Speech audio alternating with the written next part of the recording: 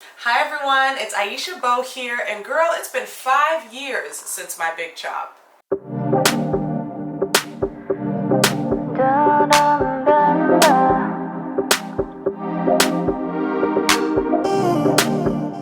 I'm super excited for today's episode because this video has been literally 5 years in the making.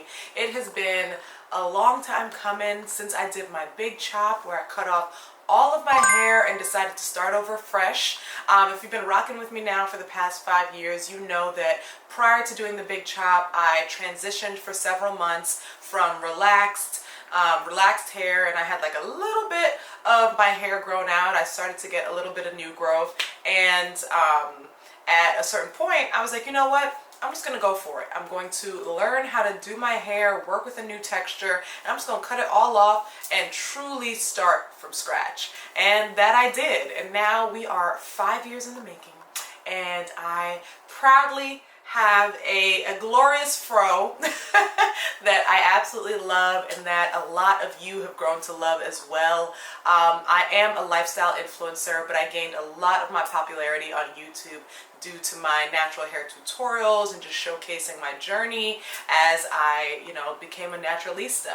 So today for my 5-year anniversary video, I just want to talk about a few things. I'm going to go through what I've learned, some insights that I've gained from having natural hair for the past 5 years now, my favorite products, styling methods. I'm going to do a little bit of a Q&A, just a small Q&A, and I'm also going to talk about what's next for me in my hair, what things I'm going to try, and what styles are interesting to me. So stay tuned because I'm excited for this one, and it feels good to get back talking to you all. Something that I have learned through this journey is that, like India Ari says, I am not my hair. Seriously, I am not. And I think going into this, I was always somebody who had naturally thick, longer hair, and when I cut it all off, I felt really, really insecure. I was like, I don't know how to style my hair. I don't know what to do with my hair. I was worried about the curl pattern, the growth, all the things. And after a while, I started to really, really just embrace the look and embrace the journey. And I think one piece of advice that I would give to anyone who is starting this journey, who has been in this journey for a while now and isn't seeing all the results that they want, like, your hair, it will grow back. It may not be super huge, super long, whatever it may be, but your hair will always grow back, and it does not define you. You are so much more than your hair, and I think that was something that I had to learn to really step into the confidence of wearing natural hair, because you have to be super confident within yourself when it comes to rocking your natural hair, because society is already telling us that it's not the look. That for me, I think, was the biggest lesson over the course of these 5 years. And now, even when I'm having a bad hair day, I just learn to embrace it, or I'm just throwing that thing up into a puff and I'm keeping it pushing. I've learned to use scarves and other things that help me to, make myself feel comfortable with my specific look, because it's not necessarily as easy as when my hair was straight to just brush it back and throw it in a bun or something. And just being more creative too. When my hair was short, I started rocking like more unique earrings. I started using more bold lip colors, like just really experimenting with my beauty look overall and just making me feel like the complete package. If it ain't broke, don't fix it. I think a lot of times as naturals, we want to try every single new product on the market, and whenever someone is recommending something, we're going to jump and try this and try that. But if your hair reacts well to a specific product, just keep using it. It's fine. You don't need to have a huge product arsenal of like 20 different curling custards, 15 different gels, 13 shampoos, and 28 conditioners. It's okay to stick to your tried and true routine. And if you're someone who has been watching my channel for a long time, you know that your girl has stuck to pretty much the same products when it comes to my tried and true products for years. It took me a while to figure out what gel I loved, and now I'm obsessed with the Aunt Jackie's Flaxseed Elongating Curling Gel. Like, that is one of my absolute favorite gels ever when it comes to a wash and go, because it has a great hold, but it doesn't weigh my hair down and it doesn't flake on my hair, which has been great. And I like to pair that with the Kinky Curly Knot Today leave-in detangler. That for me has been the most effective leave-in because, again, it's not super heavy. It pairs and it plays really well with tons and tons of different products. So I use that as a base for gel. I use that also as a base for any twisting creams or twisting butters. I also like to use that even if I'm just going to be blowing my hair out. I'll probably just use a little bit less of it because I don't want it to weigh my hair down when it's blown out. But that product has been amazing. When it comes to shampoos and conditioners, I did have a really long partnership with Dove, but for good reason. And I want to tell you wholeheartedly, this is not a sponsored video, even if it was, I wouldn't be lying to you. I absolutely love Dove's shampoo and conditioners. And my absolute favorite Dove shampoo and conditioner duo are their Hydration Spa shampoo and conditioner. Oh my goodness, like my hair feels moisturized after shampooing my hair with it. And using their conditioner, again, it just really locks in that moisture. My hair feels cleansed, it feels moisturized, it feels hydrated. They also have an intensive repair shampoo and conditioner that I absolutely love. So for me, those have been my go-tos when it comes to a shampoo and conditioner. And then when it comes to a twisting cream or a twisting butter, I have tried a few different ones that I really like. I like Sky Organics' twisting butter.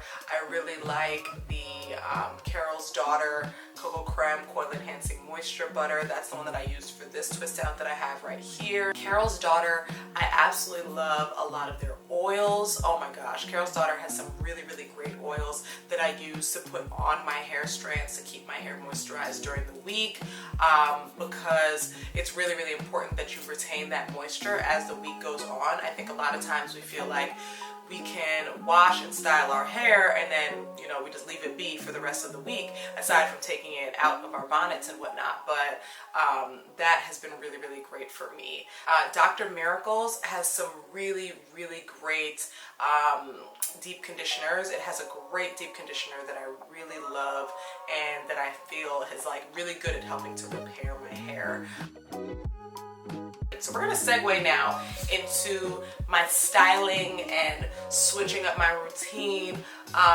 As you can see, I've finally started to do protective styling. I have been experimenting with other styles, and I've been having my amazing hairstylist Danny from House of Beauty, New Jersey, styling my hair in straight styles because I finally decided to brave it and straighten my hair. One thing that I have learned is to let a professional style your hair or straighten your hair. I attempted to touch up some hair that my stylist had done previously, and she has never ever given me any heat damage. But me trying to do it on my own actually did end up damaging some of my hair. Although I use a ton of heat protector, I feel like either I put the heat up too high, maybe I held the flat iron on my hair for too long. I don't know what it was, but I did experience a little bit of damage because I was trying to do it myself. So I think when it comes to doing a straight look as a natural, you absolutely can do it. You absolutely can. I'm a testament to that. As you can see, my hair is here, it's big, it's flourishing, it still curls. It still has a curl pattern because I go to a professional to have my hair straightened. When the natural hair movement first started, all of us wanted to be gold star naturalistas. We wanted to be like, nope, we only use products with natural ingredients, we don't straighten our hair, we are not using gel, like all these rules and stipulations on what it means to be natural. But now a lot of women are rocking natural hair, but we're trying different styles with it. And this past year alone, I did micro links, I got a U-part wig, I did actual like a regular traditional sew and weave, I did more braid styles, and it was fun. Also, when it comes to maintaining my hair at night, I like to keep things very simple. I have my silk pillowcase. Also, what I like to do is I pineapple my hair now, so I'll put it up with a silk scrunchie and then also wrap around it a silk scarf. And then when I get into bed, I'll take the scrunchie out and just let it be in the silk scarf by itself, and then just sleep on my silk pillowcase. All the silks. All the silks. And if you're rocking braids, I do a braid bonnet. That's how I usually rock my hair when I have braids, and that has helped to really keep it intact throughout the entire week. If you didn't know, a braid bonnet is extra long. I like my braids to touch my booty, so a braid bonnet is really helpful in not making my hair feel too bulky in the back of my head, so I can sleep nicely. When it comes to a silk press, what I like to do little bantu knots, like little like raggedy bantu knots in my hair, and then put a silk bonnet over it. If my hair is straight, like bone straight, and I don't want it to have any waves, I just wrap my hair traditionally wrap my hair with a silk pillowcase or with a silk scarf around it, and I'm good to go. I still try to wash my hair once a week, and I am trying to get better about deep conditioning more often. I know that was like something I said I was going to do more last year, and I didn't do it. I have not been deep conditioning my hair as much as I need to. I know, shame. But you know, we all fall short of the glory. It's fine. Now we're gonna do a little baby Q&A. I didn't get a ton of questions this year, which I understand because I've been kind of MIA. But you know, just work with me, y'all. Work with me. Be patient. So one of the questions is, Aisha, when you travel for work, do you have the same routine like you have at home? And if not, what is your travel hair routine day and night? Thank you. And this one is from Desiree. So it really depends on the style that I'm rocking when I go to travel. If I'm doing braids, it's going to be really, really simple. I'm just going to be putting some like oil on the scalp like every few days to make sure that my scalp is moisturized, and I'm going to be sleeping my braid bonnet at night. That is pretty much how I do it when it comes to braids. But if my hair is natural like how it is now, I definitely do maintain the same routine as when I'm at home. I try to keep it all the same, you know, making sure that I bring my silk pillowcase with me wherever I go. I've actually left it at several hotels and had to buy a new one. So my silk pillowcase is always by my side. I'm always making sure that I'm keeping my hair moisturized by adding oil to it every single day, and trying different styles. If I'm somewhere where it's hot, I'm most likely going to be wearing my hair up most of the time, and I think that's something that's a little bit different. Like here, if I'm stateside and I'm going, you know, in and out of different venues or stores or whatever it may be, there's going to be AC on. But if I'm overseas or if I'm in the Caribbean, there's a lot of humidity, there's not really AC everywhere, so maybe I'm putting my hair up in a puff. You know, I'm putting it in a high puff, I'm putting it in a low puff, or maybe I'm doing like really simple styles where like I'm like washing my hair, and instead of doing a wash and go, I'm washing it and putting it into a bun, putting it into bantu knots. I think for me it's all about comfort and making sure that I am enjoying my trip and that my hair isn't taking up too much time away from my trip.